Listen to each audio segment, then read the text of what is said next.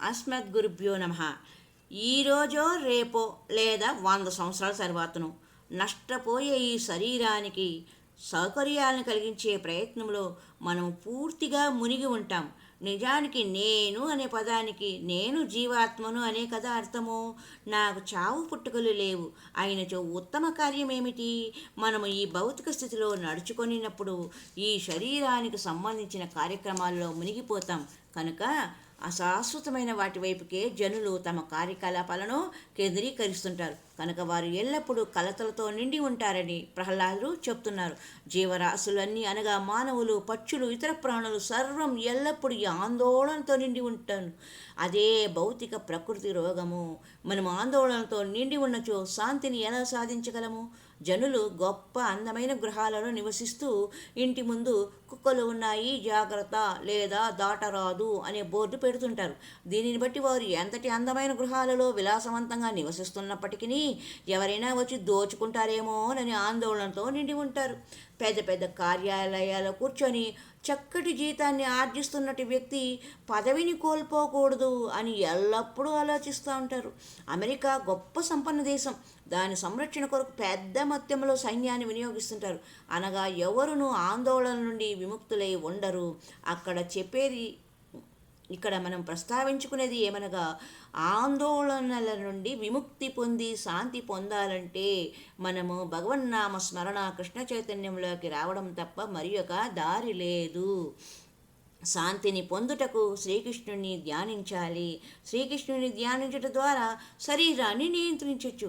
శరీరంలో మొదట నాలుకను నియంత్రించాలి. తరువాత నియంత్రించాల్సినవి జనన ఇంద్రియాలు. అవి నియంత్రించబడినప్పుడు సర్వము నియంత్రించబడును.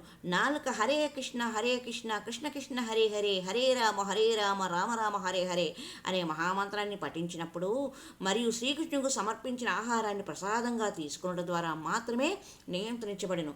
నాలుక నియంత్రించబడినప్పుడు కడుపు నియంత్రించబడును, జననేంద్రియాలు నియంత్రించబడును. నిజానికి శరీరము, మనస్సు ఏ ఇతర కార్యాలపై కాకుండా కేవలం శ్రీకృష్ణునిపైనే నెలకొల్పినప్పుడు అది సహజంగానే నియంత్రించబడును. తోట పని కానీ, టైప్ చేయడం కానీ, వంట చేయడం శుభ్రపరచడం, ఇల్లు శుభ్రపరచడం, ఏదైనా అది శ్రీకృష్ణుని కొరకు చేయబడినదిగా ఉండాలి. ఇలా శరీరాన్ని, మనసును, రకరకాల కార్యకలాపాలన్నింటినీ శ్రీకృష్ణుని సేవలో నెలకొల్పినప్పుడు ఎవరైనా పరమ నిర్వాణాన్ని పొందగలరు. అది శ్రీకృష్ణునితోనే ఉండును. సర్వము శ్రీకృష్ణునిలోనే కలదు కనుక కృష్ణ చైతన్య కార్యకలాపాలతోనే శాంతిని సాధించగలము.